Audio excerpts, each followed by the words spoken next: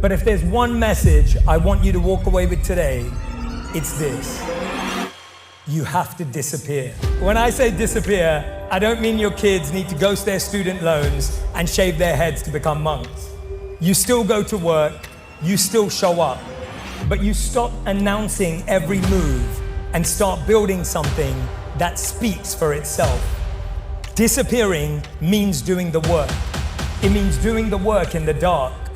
It means building in private what you don't need to prove in public.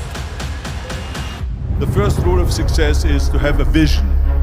You see, if you don't have a vision of where you go, and if you don't have a goal where you go, you drift around and you never end up anywhere. It's like you can have the best ship in the world, you can have the best airplane in the world. If the pilot or the captain doesn't know where to go, it would just drift around. It is who you are. Don't hide from it, but don't wear it and rub it in people's faces. So I say that to say, to understand that, it is what it is. I don't wear it, I don't showcase it, I don't rub it in other people's faces, someone else's opinion. If you ask me, I can never give you an opinion about things like that, because as an athlete, all you want to do is be the best athlete you can be. I'm not what I think I am. I'm not what you think I am. I am what I think you think I am. Which means we live in a perception of ourselves. Let me break that down even more. What it means is, if I think you think I'm smart, then I feel smart. But if I think you think I'm weak, well then I feel weak. This is the trap.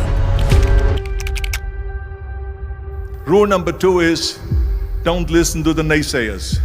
Everything I ever did, the thing that I heard out of people's mouth was, that's impossible. That can't be done. Or no.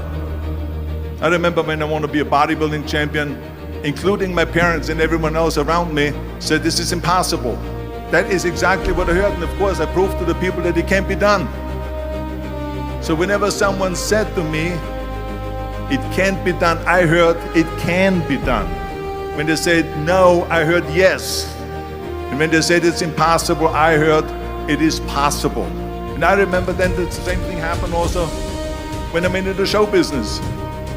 Can you imagine, I was now a bodybuilder, I weighed 250 pounds, and now I said to the agent, the Hollywood agent, I want to get into movies. He said,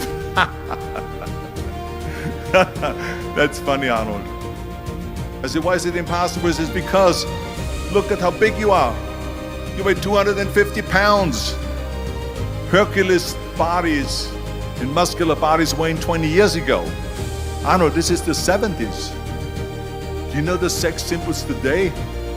It's Al Pacino. He weighs 150 pounds. It's Dustin Hoffman. He weighs 146 pounds. And guess who else is a sex symbol? Woody Allen. Take a pause before you make a decision and say, what if? And the purpose for saying what if is that whatever decisions you make, always either going to have consequences, either pros and cons. My father says the what if comment is to be able to deal with the consequences of what decisions you make. And you think about that. If you think about the consequences, pro or con, you make the right decisions. When I said I wanted to win 8 gold medals, basically half the people in the swimming world thought I was absolutely crazy and nobody could ever do something like that. But for me, I was somebody who believed in it and somebody who believed in the process of getting there. I knew it wasn't going to happen overnight, like I said before. But every little small thing that we did was a small stepping stone in order to even be able to have that chance and that opportunity to do what I did in 2008. So for us, we would call it putting money into the bank.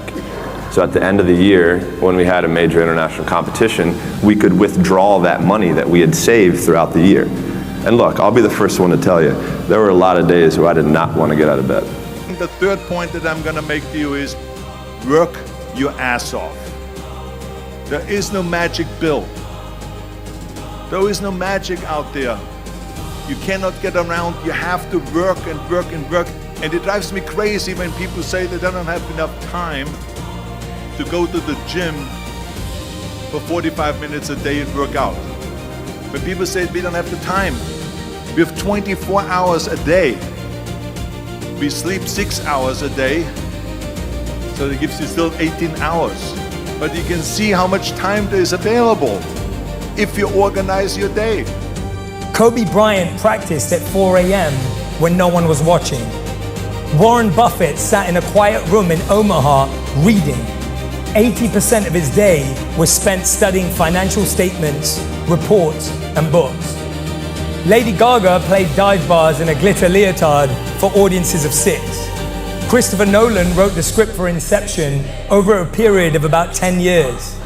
He initially conceived the idea when he was 16. They trained while no one was watching. They built without broadcasting. They worked in silence so they could rise without noise. Don't be afraid of failing, because there's nothing wrong with failing. You have to fail in order to climb that ladder. Michael Jordan said in one of his interviews, when they said, "You're unbelievable, you're the greatest basketball player of all times." And he says, "Well, you just mentioned the successes." But he says, "For me to become the greatest basketball player, I missed 9,000 shots when I was playing basketball at the NBA games." He missed 9,000 shots. Does it make him a failure? No. He's one of the greatest basketball players of all times, but he failed 9,000 times. What is not okay is that when you fail, you stay down. Whoever stays down is a loser. And winners who fail and get up, fail and get up, fail and get up. You always get up. That is a winner. If you look at the greats in anything that, in any walk of life, the greats do things when they don't always want to. And that's the separation. For me, that's what I've found. For me to go play baseball, and everybody says, "Oh, it was a failed opportunity to play baseball."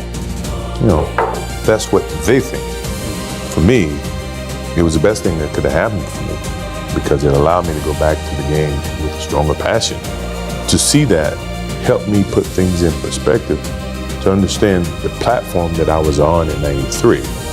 People don't see that. People will never understand that to be success. You feel pressure to broadcast your wins, to post the new job, the proposal, the highlight reel, to do things people agree with, celebrate, and consider important, to stay visible, to stay relevant, to stay impressive, because the world rewards what's impressive. You feel pressured to prove you're doing well before you've even figured out what that means for you. The world will constantly push you to perform success. In my own personal story, in my own personal movie, I'm always the hero. And if my perception of reality is different from yours, and I'm the hero, then you've got to be the villain. The difference between perception and between reality. If my perception is different from yours, and I'm right, then you're wrong. Envy doesn't tell you what you want, it distracts from what you already have. Envy will make you lose good friends and find bad ones. You're already successful. You're going to be even more successful. I have no doubt about that. The only thing that can ruin it is comparing your win to someone else's. Envy won't stop your success.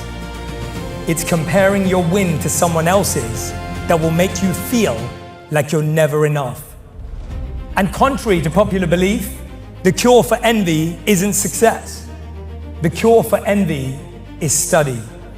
When your friend wins, don't scroll past, study them.